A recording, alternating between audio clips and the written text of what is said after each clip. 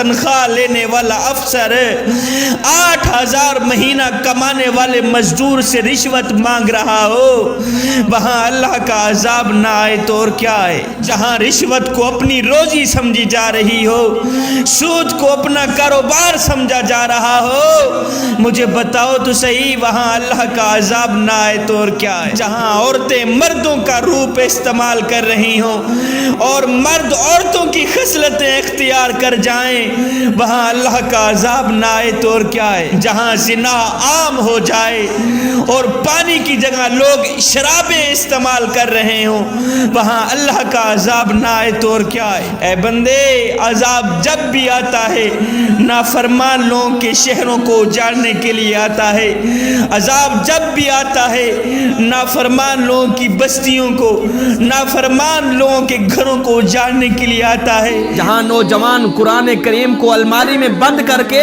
صبح سویرے اٹھ کر رومانٹک ناول پڑھتے ہوں، وہاں اللہ کا عذاب نہ آئے تو اور کیا آئے؟ جہاں مظلوموں کے ساتھ ظلم کیے جا رہے ہوں، مظلوموں کے ساتھ ستم کیے جا رہے ہوں اور ظالموں کو شاباش دی جا رہی ہو، وہاں اللہ کا عذاب نہ آئے تو اور کیا آئے؟ جہاں مسلمان عورتیں بازاروں میں ننگے سر پھرتی ہوں، وہاں اللہ کا عذاب نہ آئے تو اور کیا آئے؟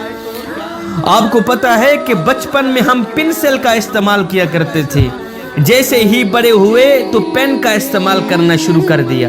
کیوں؟ اس لیے کہ بچپن میں غلطی مٹ سکتی تھی لیکن اب نہیں مٹے گی۔